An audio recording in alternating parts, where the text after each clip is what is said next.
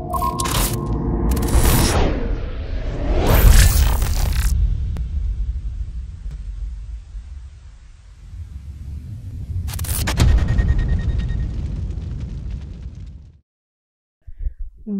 et bienvenue sur le plateau de Découvrant les nouveaux talents, DNT en sigle, toujours présenté par Priska Munama et produit par Airlone Studio. Encore une fois de plus, merci à vous, très chers téléspectateurs et internautes. Voilà, merci pour votre fidélité, merci de toujours rester connectés, merci de nous suivre depuis partout. Sans plus tarder, comme d'habitude, sur ce plateau, aujourd'hui, nous avons un talent, une personne qui a un talent particulier. On le laissera la peine de se présenter, voilà. Et sans plus tarder, bonjour. Bonjour, Priska. Bonjour, nous sommes très ravis, surtout de vous avoir sur notre plateau. Les internautes ainsi que moi-même aimons savoir qui vous êtes, donc votre nom. Donc, je m'appelle Badie Gadio. Je suis étudiant en architecture à l'université Ibn Khaldun. Je suis en 5e année de cursus. Et bientôt, je vais soutenir. En fait, le cursus, c'est 6 ans et puis il me reste 1 an pour terminer.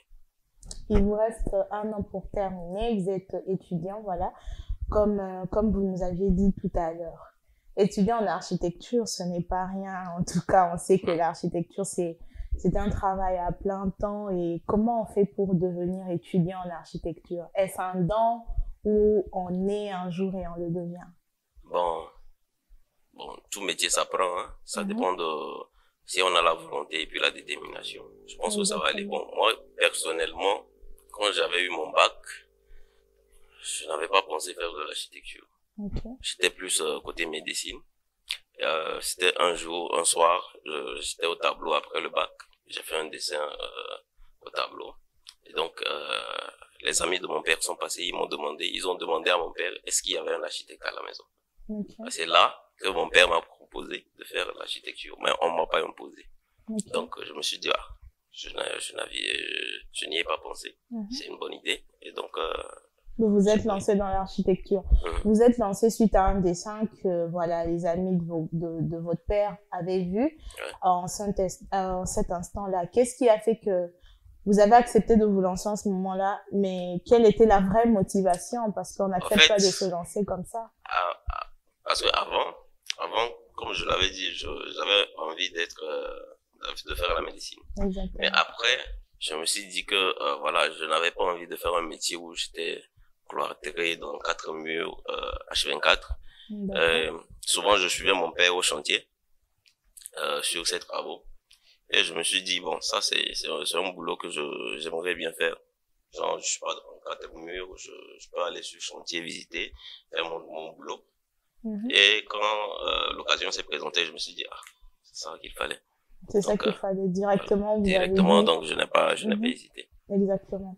Mais vous avez commencé d'abord à une université, vous avez directement commencé là où vous êtes aujourd'hui? J'ai directement commencé ici. Dès que j'ai eu le bac, l'année qui a suivi, je suis venu en Tunisie, j'ai commencé à l'université Ibn Khaldun. Tout à l'heure, vous nous avez dit que l'année qui a suivi, vous êtes directement venu ici parce que vous êtes quoi de base? Je suis togolais. Togolais de nationalité. De nationalité. Quitter le Togo pour la Tunisie, cela pouvait aussi influer sur votre passion, sur ce que vous avez eu envie de faire en ce moment-là. Pourquoi être resté sur le choix de l'architecture? Bon, déjà, j'ai fait le choix de l'école. D'accord. Le choix parce que j'avais déjà ma soeur ici. Okay. Donc, elle était là pour les vacances, donc au retour, moi, j'ai suivi. Donc, je m'étais déjà inscrit, tout ce qui allait avec. Donc, quand je suis venu direct, je suis parti. Direct, vous êtes parti là-bas. Quitter le Togo, venir en Tunisie, choisir un domaine d'études qu'est l'architecture.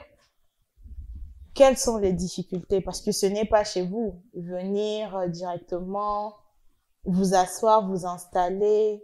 Quelles ont été les... C'est vrai qu'au début, ça n'a pas été facile, ça n'a pas été évident. D'accord. De s'adapter déjà le climat, l'environnement, En fait, c'est pas comme le pays, tu es un peu dépaysé. Mais comme j'avais ma soeur et j'avais d'autres personnes que je connaissais du pays, bon, ça allait. Et puis, à l'école, j'ai rencontré d'autres nationalités. avec qui je me suis bien entendu et qui m'ont aidé pendant le cursus. On s'est aidé, on travaillait, on faisait des travaux de groupe. Donc ça m'a beaucoup aidé. Ça vous a beaucoup aidé le fait de trouver un peu toutes ces personnes-là, cette diversité culturelle en même temps, mais vous nous aviez dit tout à l'heure que vous êtes en 5e année, donc vous avez passé 5 ans ici. Passer 5 ans à l'étranger et faire des études d'architecture qui parfois nécessitent des nuits blanches, etc. Comment avez-vous appréhendé cela? C'était facile au départ ou c'est venu avec l'habitude? C'était pas du tout facile parce que c'était nouveau. Passer toute une nuit à travailler. Pendant que tu as cours à 8 heures, tu finis de travailler, même pas, tu finis même pas à 8 heures, tu ne finis pas, dès que 8 heures sonnent, tu pars à l'école sans dormir. C'était pas du tout facile. Et ça, c'est fréquent, hein, jusqu'à maintenant, c'est fréquent. Mais au fur et à mesure, tu t'habitues, quoi. Tu te dis que voilà, un architecte, ça fait des nuits blanches. C'est tout. C'est juste le fait de vous dire, un architecte, ça fait des nuits blanches qui vous pousse à continuer à faire ce travail ou ça va En fait, au-delà? il faut accepter parce que à la fin, il y a un résultat que tu peux voir. Genre, tu as travaillé, tu as ton projet. Et à la fin, quand tu vois, tu sais que ces nuits blanches-là n'ont pas été pour rien. Tu as travaillé pour quelque chose. Et quand ça paye, bon, les nuits blanches, c'est évident, bon, c'était nécessaire. Et le plus dur dans votre vie d'architecte, c'est tant les nuits blanches ou peut-être même les journées chargées? Les journées chargées. Okay. Tu n'as pas le temps pour toi-même. Tu n'as pas le temps pour dormir. Et c'est un peu compliqué, hein, parce que souvent, tu vois, tes proches te disent que tu te prends la grosse tête, tu es parti, tu ne fais plus signe. Or, c'est pas ça. Tu trouves même pas le temps pour dormir, mais ce sont des trucs qui ne s'expliquent pas. Si tu n'es pas là pour voir, tu peux pas expliquer. Et le fait que, par exemple, vous n'aviez presque plus de vie sociale, émotionnellement parlant, ça peut influer aussi sur vous? Moi, personnellement, ça me dit rien, parce que en travaillant, je m'amuse, comme je l'avais dit hors antenne. En travaillant, je m'amuse. Donc, je suis pas trop carré, hein, sur une table, avec ma règle, non. En travaillant, je bouge, je m'amuse, de la musique. Donc, c'est plaisant. C'est plaisant pour vous. Aujourd'hui, il y a beaucoup d'architectes, ça, on va pas se le mentir.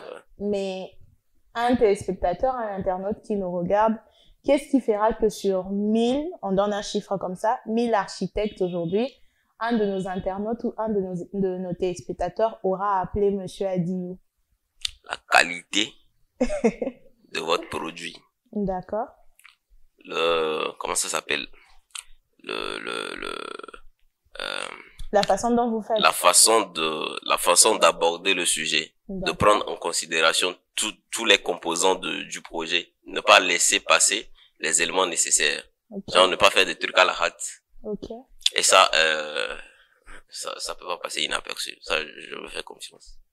Donc vous-même, vous savez que ce qui vous différencie des autres, c'est le fait que vous prenez en compte les moindres détails. Bien sûr. Et quand vous prenez en compte les moindres détails, pensez-vous que forcément celui qui vient vous présenter son projet a besoin de ce moindre détail-là? Parce que moi, en venant, je me dis, bon, je donne à l'architecte, je lui confie tout. Est-ce que j'aurais besoin de savoir qu'il a tenu compte des moindres détails? Justement, parce que même si toi, tu n'as pas besoin de savoir, tu le sauras. Parce que dans 5 ans, quand ta maison va tomber, je peux pas dire que tu ne sauras pas. D'accord. Tu comprends? Donc, prendre en considération tous les paramètres du site avant d'atteindre le projet. En fait, c'est un processus très simple que tout le monde peut suivre, mais les gens aiment sauter les étapes. Mais bon, moi, je suis carré. C'est du début à la fin. J'ai un point A, j'ai un point B. Donc, de A à B, toutes les étapes doivent être parcourues. Exactement. Aujourd'hui, vous nous aviez dit que vous êtes en 5e année d'architecture, exactement, comme vous aviez dit tout à l'heure. Si moi, par exemple, je dois vous contacter pour une entreprise que je veux peut-être créer, etc., quels sont les produits que vous proposez? Est-ce que c'est seulement la construction des bâtiments, des maisons, ou vous allez bien au-delà de cela aussi? Bon, pour le moment, je suis un étudiant. Donc, le cadre professionnel, c'est pas encore vraiment défini. Mais ça veut pas dire que c'est pas faisable. C'est pas faisable. Donc, Normalement, les missions d'un architecte, ça va dans la conception, dans le suivi des projets, dans la maîtrise de l'œuvre, en fait, tout ce qui touche du début à la fin de l'œuvre architecturale. Donc, l'architecte peut faire tout. Exactement. Donc, toutes les prestations, je suis apte à faire ça. Bon, mais il faut un peu d'expérience. Il faut un peu d'expérience. Pensez-vous qu'en ce moment, il serait possible, par exemple, pour une conception, de faire appel à vous? Oui, pour une conception, ça, c'est l'élément le plus basique, hein, dans le projet architectural, faire une conception. Mais c'est après la conception, maintenant. Ce sont des apprentissages qu'on va encore acquérir au fur et à mesure du temps. Maintenant, vous êtes étudiant. Peut-être, comme vous avez dit, il n'y a pas forcément 10 ans d'expérience professionnelle, etc.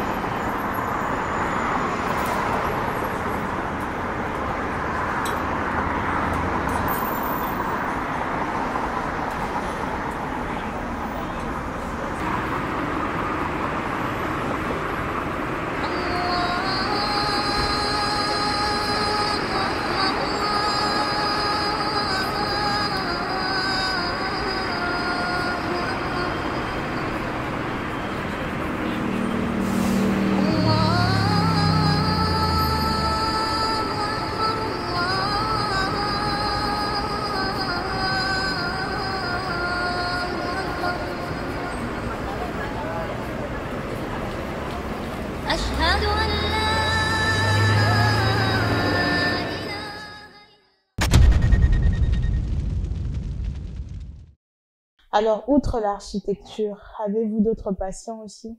Oui. Lesquelles? Outre l'architecture, tout ce qui touche à l'art, je suis Sam Scotch.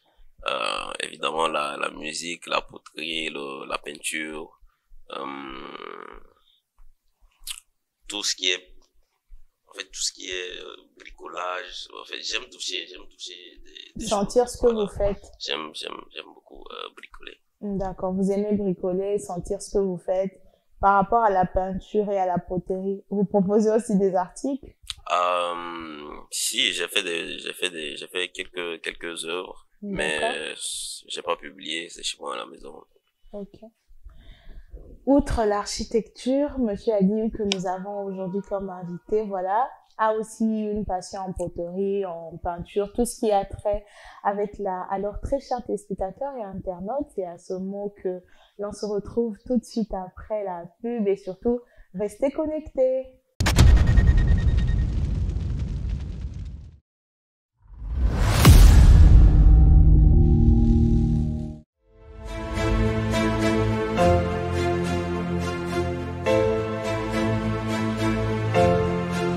Erlon Studio vous accompagne dans la réalisation de vos films, séries, clips, séances shooting et bien plus encore. Chaque instant de la vie est un souvenir que l'on crée. Alors quoi de mieux qu'immortaliser ce souvenir pour des années et des années. Alors n'oubliez pas, le meilleur n'est pas hors d'ici, une seule adresse, Erlon Studio.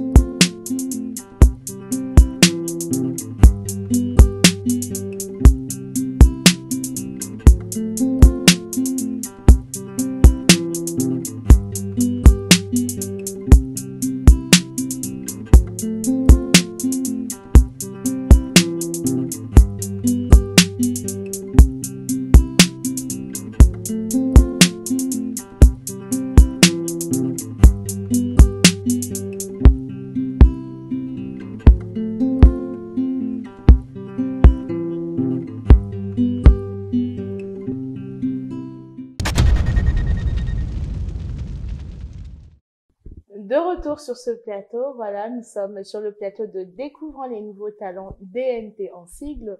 Comme d'habitude, aujourd'hui avec un talent, une personne qui a un don, Monsieur Adiou, de nationalité togolaise, étudiant en architecture en 5e année. Alors, nous étions en train de parler de ce que vous faites comme travail, de votre don, de votre talent, et vous nous avez parlé tout à l'heure de la conception. Lorsque vous avez un projet à vous, d'où vient l'idée de concevoir ce projet? Est-ce que c'est le client qui vous dit déjà ce qu'il fait ou c'est vous qui lui proposez ce que vous pensez être bon pour lui?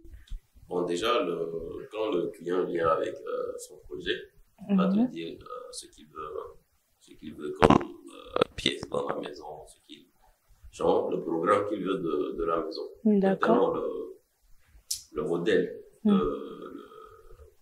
le concept architectural, c'est à l'architecte de faire ça. De le trouver. Oui, et c'est à l'architecte aussi de conseiller au cas où le client veut un truc trop extraordinaire, mais qui ne peut pas être réalisé, mais qui n'est pas dans le budget. C'est à l'architecte de ramener le client à la raison. De lui dire que avec ce terrain, avec ce budget, voilà ce qu'on peut faire. Et maintenant, concernant l'idée de la conception, ce sont des recherches, hein.